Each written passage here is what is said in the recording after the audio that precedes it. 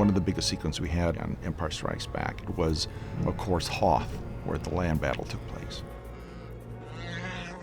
When we were figuring out how to do that, my background of effects photography that I've been doing for years, the matting process, where you're putting separate pieces of film together, is pretty problematic, and it was in the photochemical days.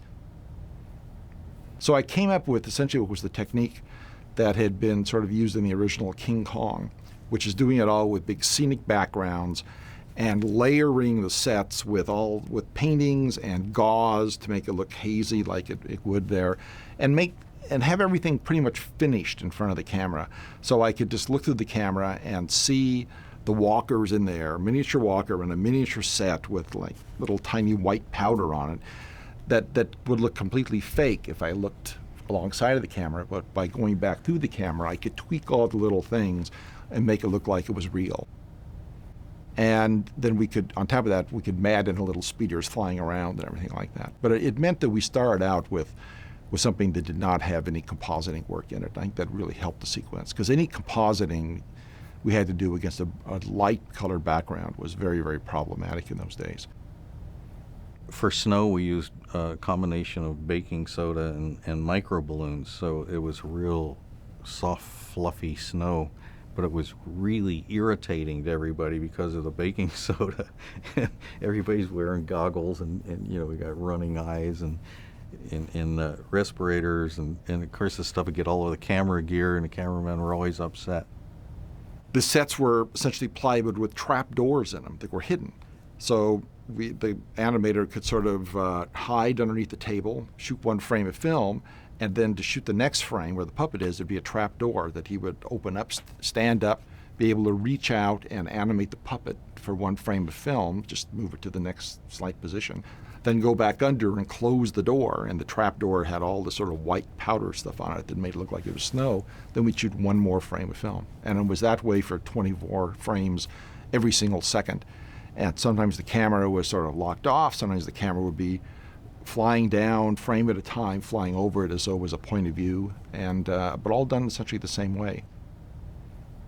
But we had to do the shot over and over. So it was one of those things when we finally got the shot, everybody cheered because we just had to get away from the baking soda. It really helped the sequence, I think, the reality of it, compared to a lot of other work that had been done at that time that was relying more on matting and stuff like that. I'd always followed effects in films since I was a little kid, and I pretty much had an idea what sequences would work, what techniques would work in old films I'd seen, and I could never quite figure out why everybody just didn't do it the right way. But for whatever reason, this seemed to be the right way to do this sequence.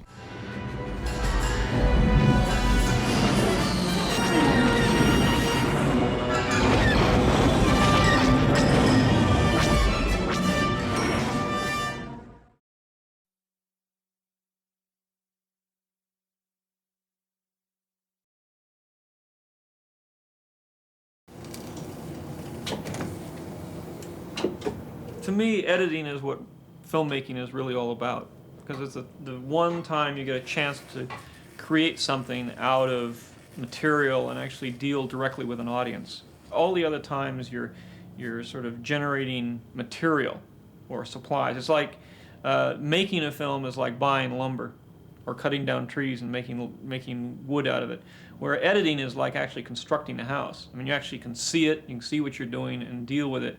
Everybody says, well, the script doesn't work, but we'll fix it later. And they said, well, we're shooting this, but it isn't really working, but we'll fix it in the editing.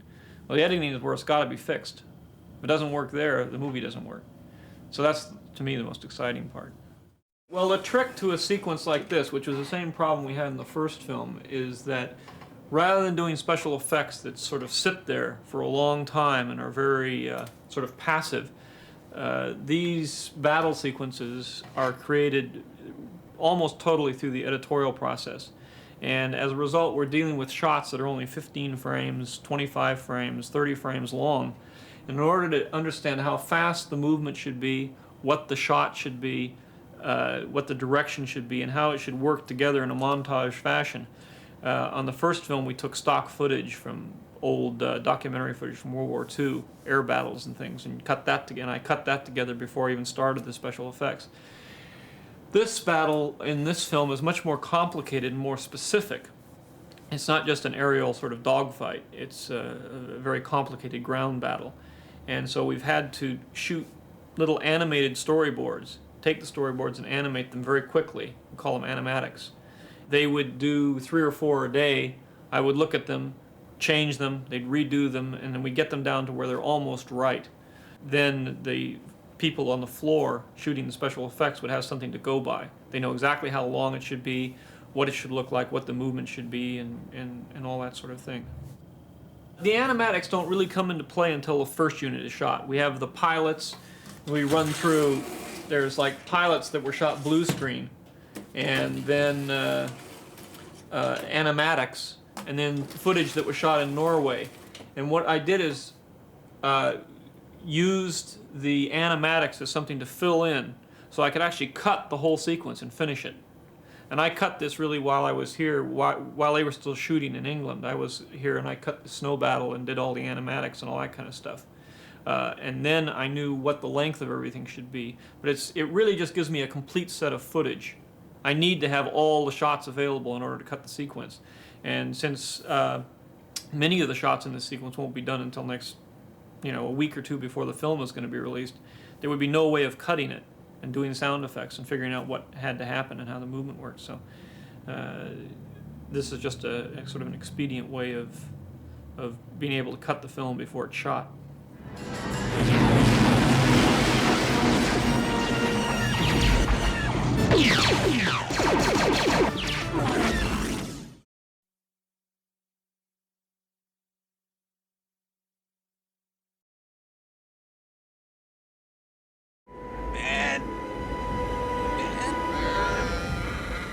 Mark is an accomplished actor.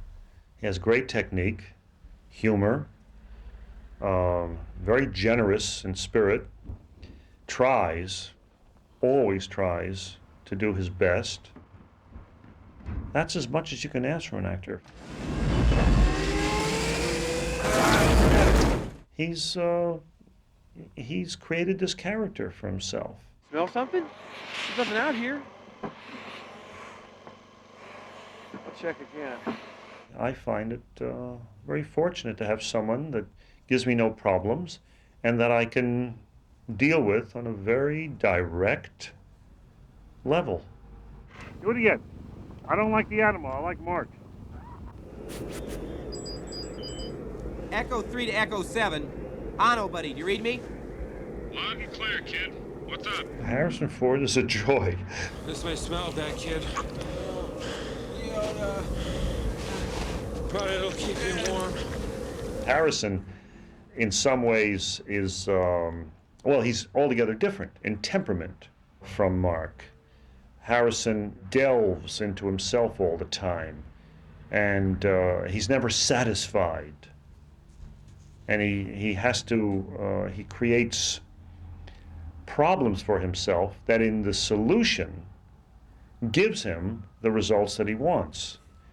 Both are capable of beautiful performances, but both operate from a different center. Don't look so bad to me. Heck, he looks strong enough to pull ears off a gun dart. Thanks to you. That's 2 you owe me, Junior. Well, your worship, looks like you managed to keep me around for a little while longer. Carrie's another individual. Carrie is, I think, a born actress.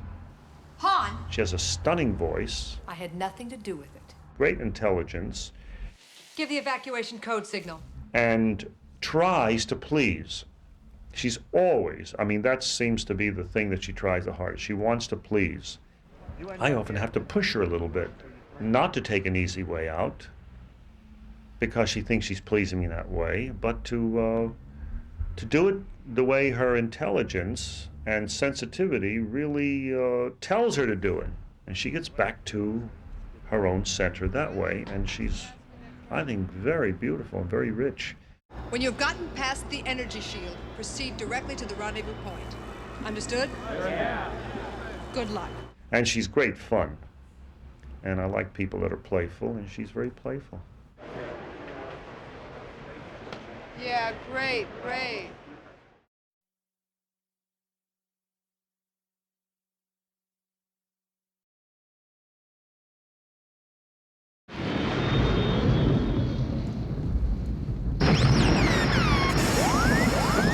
Just hang on. I'm gonna start the landing cycle.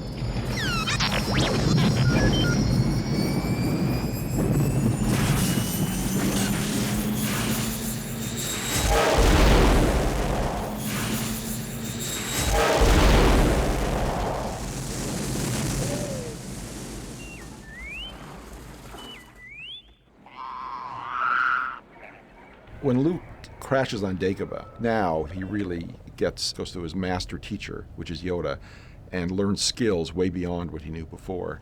Yoda. You seek Yoda. You know him? Dagobah is this like swampy, yucky place that you just don't even want to get near. You can sort of smell the yuck in the air. In order to shoot the Yoda puppet moving, the set had to be built about 5 feet above the floor of the stage. And we would put holes or ridges where it would stand on top of it, and he could move it along in a certain direction. So it had to be predetermined. On top of the stage were trees, rocks, caves, everything. Now, they couldn't hear above, and Mark couldn't hear Frank Oz. How do you do a scene? You can't hear each other. I give Mark a lot of credit for this. Rehearsing it many times, and it was timed so that we could fit the words in later. I don't know. I feel like... Be like what? Like we're being watched. Oh, wait, put your weapon. I mean you no harm. I am wondering, why are you here? Well, I think the speech pattern, the syntax was there on the page that Larry and George wrote. That was one of the wonderful things about it that helped me figure out his character. And so all I did was I asked George to let me take the ball and run with that syntax instead of just having the syntax occasionally. Let me run with it and really go all the way and always have that kind of syntax. And that's kind of what I did. But it was really their creation first. When I was doing Yoda on the set, besides having fun, it was tremendously difficult physical work. I had somebody doing the cables for the ears, and somebody else was doing the cables for the eyes, and somebody was doing it with the left hand. So I had, me and 3 other people trying to bring one character to life, moving around. So I had to do it over and over and over and rehearse, and then say, okay, I'm ready, and let's shoot. The first day of shooting, we had to scrap. Partly because I did a lousy job, I felt, and George was good enough to do that, to let me do it again. Also because I think one eye wasn't working, so I had to always move his head to one side so you couldn't see the eye that wasn't working. Well, it was Kirsch who did a magnificent job. I mean, he really was very, very instrumental in how Yoda was first seen to the public, shown to the public. And he was the one who really pushed for that impishness there in the beginning. Put that down. No, we... Hey! It's my dinner.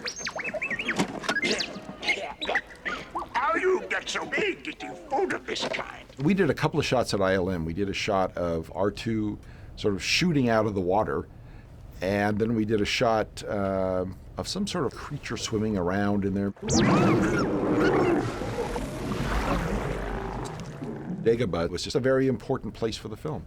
And Luke comes out of that a different person. He goes into the cave to confront his fears, and he doesn't want to do it, but he sort of finds out the lack of limits of what he's capable of doing. There is a leap of faith that you can make and you can willingly make as an audience viewer.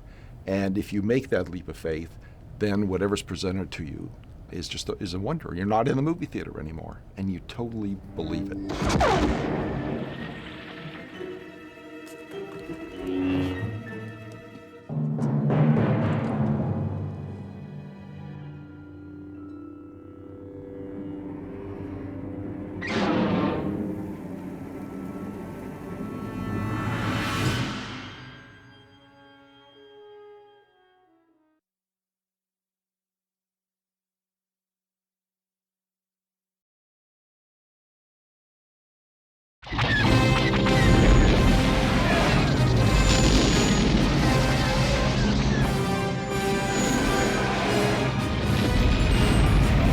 Another big sequence in Empire was the pursuit of the Imperial fleet when the Falcon is flying through the asteroid sequence. And that was a really difficult sequence to shoot. Not only being able to figure out technically how to do it with a lot of blue screen work and all the little asteroids that we made and shooting them all separate, so they were like, it'd be 24 separate elements that we put together in any one of those shots, but just how to get it to read. There was no horizon line anywhere, so you couldn't tell the menace if you couldn't tip it off at the beginning, showing danger. Then you cut to another angle, oh, avoidance, another angle, oh, they made it out of there alive. So I came up with the idea of putting an asteroid belt in the background of all that, like sort of based on the rings of Saturn. So we laid that in as like, millions of little asteroids that then I could play with in the shot design. So you could tell I'm looking this way, and that's the horizon line of asteroids, and over here I'm looking that way. And you wouldn't be aware of it consciously, but your subconscious very much picks it up, and you're comfortable because you know right away where you are and you understand what's going to happen. At the end of the asteroid chase, somewhere around that area, I had this idea that the Falcon could fly down and go on its side through a canyon.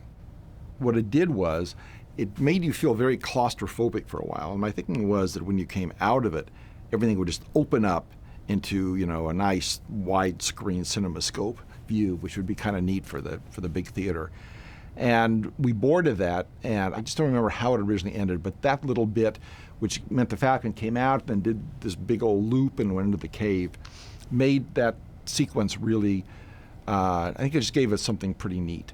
And plus some more excitement going on there, at the end. It gave us a chance to blow up a couple of tie ships, as opposed to the Falcon just hiding in a cave, which may have been the way it originally was.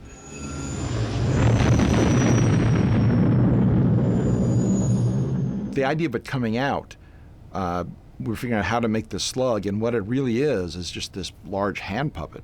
And someone was wearing it, and we had a set that was made probably the size of a couple of ping pong tables put together, and somebody sticking their hand with this creature out of it and opening the mouth of it, and then matting in the little motion control Falcon, which was in fact a little tiny one we had, and putting that into the shot so it looks like it's a giant creature, but in fact it was not much bigger than your hand. And that was a nice little coda, little cute ending that George had that's similar to the ending in Naboo with the there's always a bigger fish. You never be careful that what's hiding there, because it could always come and bite you.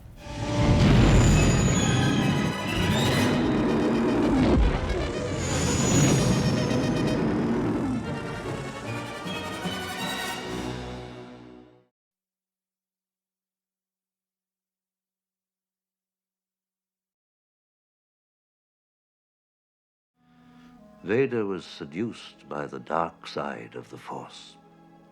The Force? And the Force is what gives the Jedi his power. Found in all living things, found as flows from us, controls individuals, yet we have free will. We have a destiny if we want to follow it. We live for a reason and must discover what it is. It looks like it was done when I started episode 1. Oh, okay. Because it looks like it's referring to episode 1. And a lot of this, like this thing about the Force, in all living things that surround us, is really just a capsule of what was said in episode 5. Life creates it, makes it grow. Its energy surrounds us and binds us. The core of the Force. I mean, you got the dark side, the light side. One is selfless, one is selfish. And you want to keep them in balance. What happens when you go to the dark side is it goes out of balance, and then you get really selfish and you forget about everybody, and you ultimately lead yourself, because when you get selfish, you get stuff, or you want stuff. And when you want stuff and you get stuff, then you are afraid somebody's going to take it away from you, whether it's a person or a thing or a particular pleasure, experience. Once you become afraid that somebody's going to take it away from you, or you're going to lose it, then you start to become angry, especially if you're losing it. And that anger leads to hate. And hate leads to suffering. Mostly on the part of the person who's selfish, because you spend all your time being afraid of losing everything you've got, instead of actually living. Where joy, by giving to other people, you can't think about yourself, and therefore there's no pain. But the pleasure factor of greed and of selfishness is a short-lived experience. Therefore, you're constantly trying to replenish it. But of course, the more you replenish it, the harder it is to, so you have to keep upping the ante. You're actually afraid of the pain of not having the joy. So that is ultimately the core of the whole dark side, light side of the Force. And everything flows from that. Obviously, the Sith are always unhappy because they never get enough of anything they want. Mostly their selfishness centers around power and control. And the struggle is always to be able to let go of all that stuff. And of course, that's the problem with Anakin ultimately is you're allowed to love people, but you're not allowed to possess them. And what he did is that he, fell in love and then married her and then became jealous. And then he saw in his visions that she was going to die. He couldn't stand losing her. So in order to not lose her, he made a pact with the devil to be able to become all-powerful. I am becoming more powerful than any Jedi has ever dreamed of, and I'm doing it for you. But of course, when he did that, she didn't want to have anything to do with him anymore. So he lost her. Anakin, you're breaking my heart. Once you were powerful, being able to bring her back from the dead, well, if I can do that, then I can be Emperor of the Universe. I can get rid of the Emperor. I can do everything. I can make everything the way I want it. And together, you and I can rule the galaxy. Make things the way we want them to be. And once you do that, you'll never be satiated. You're always going to be consumed with this driving desire to have more stuff and be afraid that others are going to take it away from you. And of course they are. Because every time you get two Sith together, you have the master, you have the apprentice, and the apprentice is always trying to recruit another apprentice to join with him to kill the master. Luke, you can destroy the Emperor. He has foreseen this. It is your destiny. Join me, and together we can rule the galaxy as father and son. And the master knows that he's basically everybody below him wants his job. Your hate has made you powerful. Now, fulfill your destiny and take your father's place at my side. The only way to overcome the dark side is through discipline. The dark side is pleasure, biological, and temporary, and easy to achieve. The light side is joy, everlasting, and difficult to achieve. The great challenge must overcome laziness, give up quick pleasures, and overcome fear, which leads to hate. Amen. Now let us pray. Remember, the Force will be with you, always.